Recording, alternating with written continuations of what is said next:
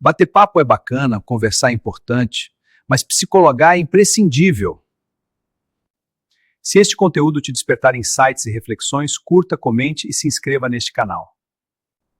Assim você dará oportunidade a outras pessoas de também ressignificarem as suas vidas. O dia em que sua mente acelera. Você já acordou se sentindo imparável? Como se o mundo finalmente estivesse na sua frequência. Como se todas as ideias fizessem sentido ao mesmo tempo. Como se você pudesse realizar em uma semana o que outras pessoas levam anos para construir. Agora imagine que dias ou semanas depois, essa mesma mente que parecia brilhante se torne pesada, lenta, dolorosa. Imagine sentir vergonha do que fez, medo do que disse, culpa pelo que decidiu. Imagine não reconhecer a si mesmo. Essa é a realidade de muitas pessoas que vivem com bipolaridade. Um transtorno complexo, intenso e muitas vezes mal compreendido. Hoje você não vai ouvir um resumo superficial. Você vai mergulhar fundo na estrutura emocional, biológica e social da bipolaridade. E talvez, ao final, você enxergue algo que nunca tinha percebido antes. O brilho que seduz a fase maníaca ou hipomaníaca raramente começa como problema. Ela começa como potência, energia elevada, sono reduzido sem sensação de cansaço, fala acelerada, criatividade intensa, sociabilidade expansiva, confiança ampliada. A pessoa pode iniciar vários projetos ao mesmo tempo, assumir compromissos ousados, fazer investimentos arriscados, mudar planos de vida em questão de dias. Há uma sensação quase elétrica no corpo. O pensamento parece mais rápido do que o mundo. Para muitos, é como se finalmente estivessem vivendo sem limites. Mas aqui está o detalhe que quase ninguém percebe no início. Essa energia não tem freio natural. Ela não desacelera por vontade própria. O cérebro entra em um estado de hiperativação. Neurotransmissores como dopamina e noradrenalina aumentam sua atividade, alterando percepção de risco, julgamento crítico e controle de impulsos. A autoconfiança pode se transformar em grandiosidade. O entusiasmo pode virar irritabilidade. A criatividade pode se tornar desorganização. O que começa como brilho pode terminar como incêndio. A linha invisível. Existe uma linha muito tênue entre entusiasmo saudável e mania patológica. E quem está vivendo o episódio raramente enxerga essa linha. Familiares podem notar mudanças antes. Amigos podem estranhar a intensidade, mas a pessoa sente que está apenas melhor do que nunca. Durante episódios mais intensos, podem surgir comportamentos arriscados, gastos excessivos, decisões impulsivas, envolvimento em conflitos, sexualidade desinibida, promessas impossíveis de cumprir. Em casos graves, podem aparecer delírios, crenças firmes que não correspondem à realidade, ou até alucinações.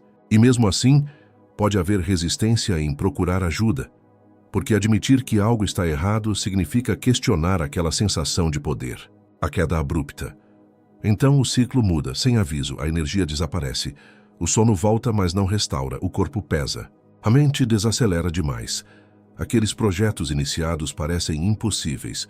Surge a vergonha, a culpa, a autocrítica severa. O contraste entre a fase maníaca e a fase depressiva pode ser devastador. A depressão bipolar é profunda. Não é apenas tristeza, é desesperança persistente. É perda de interesse por atividades antes prazerosas. É dificuldade de concentração. É sensação de inutilidade. É pensamento recorrente de que nada vai melhorar. E aqui está uma realidade dura. Pessoas com transtorno bipolar apresentam risco significativamente maior de suicídio em comparação com a população geral. A combinação entre impulsividade e desespero pode criar momentos extremamente perigosos. O diagnóstico que demora anos. Muitas pessoas passam anos recebendo tratamento apenas para depressão. O episódio maníaco leve pode ser confundido com fase produtiva. O padrão cíclico pode não ser reconhecido. Às vezes, o diagnóstico correto só aparece depois de crises repetidas. Identificar bipolaridade exige investigação cuidadosa do histórico. Perguntas sobre períodos de energia elevada, alterações no sono, impulsividade, mudanças bruscas de comportamento. Nem sempre o paciente relata espontaneamente esses momentos.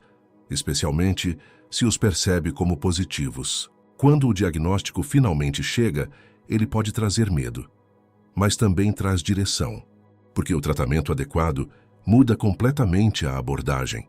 O cérebro em desequilíbrio. A bipolaridade envolve alterações complexas na regulação emocional. Estudos apontam diferenças na atividade de áreas cerebrais, como o córtex pré-frontal, responsável pelo controle de impulsos, e a amígdala, relacionada ao processamento emocional. O equilíbrio entre neurotransmissores é instável. Fatores genéticos desempenham papel relevante. Histórico familiar aumenta o risco. Não se trata de fraqueza, não se trata de falta de caráter. Trata-se de uma condição neurobiológica que precisa de manejo contínuo. O tratamento como estratégia. Estabilizadores de humor são fundamentais. O acompanhamento psiquiátrico regular permite ajustes conforme necessidade. A psicoterapia auxilia no reconhecimento de padrões, identificação de gatilhos e desenvolvimento de estratégias de enfrentamento. Terapias como a cognitivo-comportamental ajudam na reestruturação de pensamentos distorcidos.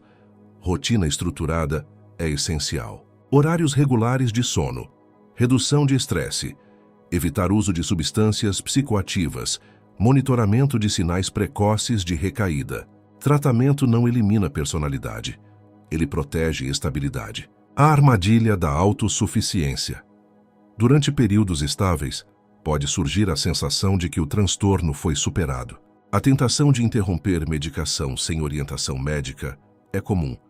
Esse é um dos maiores riscos, porque a bipolaridade é cíclica. A estabilidade pode ser resultado direto do tratamento. Interromper abruptamente pode desencadear novos episódios, muitas vezes mais intensos do que os anteriores. Estabilidade exige disciplina. Os tipos que confundem. O transtorno bipolar tipo I envolve episódios maníacos completos que podem exigir hospitalização. O tipo II apresenta episódios de hipomania, menos intensos, combinados com depressões graves. Há também o transtorno ciclotímico, caracterizado por oscilações crônicas mais leves, mas persistentes. Essa variedade dificulta a identificação. Nem toda bipolaridade é explosiva. Algumas são silenciosas, mas igualmente impactantes. O impacto nos relacionamentos. Oscilações intensas afetam vínculos. Durante mania pode haver irritabilidade, impulsividade e conflitos. Durante depressão, isolamento e apatia. Parceiros podem se sentir confusos. Familiares podem interpretar comportamentos como falta de interesse ou irresponsabilidade. Educação sobre o transtorno é fundamental para a rede de apoio. Comunicação aberta. Planos de ação para crises e compreensão dos sinais iniciais ajudam a reduzir danos. O trabalho e a carreira. Fases maníacas podem gerar produtividade intensa no curto prazo, mas decisões impulsivas podem comprometer reputação. Fases depressivas podem reduzir desempenho e concentração. Sem tratamento, a instabilidade pode prejudicar trajetória profissional. Com manejo adequado, muitas pessoas com bipolaridade constroem carreiras sólidas e consistentes. A criatividade e o mito. Existe uma romantização perigosa, associando bipolaridade à genialidade. Embora algumas pessoas relatem aumento de criatividade durante hipomania, o sofrimento não é requisito para talento. O custo emocional de episódios graves não compensa qualquer benefício pontual. Estabilidade também é fértil. Os gatilhos. Privação de sono é um dos principais gatilhos para a mania. Estresse intenso pode precipitar episódios. Mudanças bruscas de rotina. Uso de estimulantes. Grandes eventos emocionais, positivos ou negativos. Reconhecer sinais precoces permite intervenção rápida. Falar mais rápido. Dormir menos. Sentir-se excessivamente confiante. Pequenos sinais podem anteceder crises maiores. O estigma. Usar o termo bipolar como sinônimo de inconstância banaliza uma condição séria. O preconceito impede que pessoas busquem ajuda. Informação reduz estigma. A aceitação. Aceitar o diagnóstico não significa resignação. Significa assumir controle possível.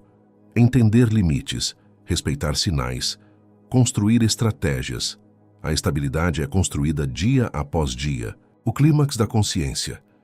Imagine olhar para trás e perceber que cada crise deixou cicatrizes, financeiras, emocionais, sociais. Agora imagine aprender a reconhecer o início dessas crises antes que tomem proporções devastadoras.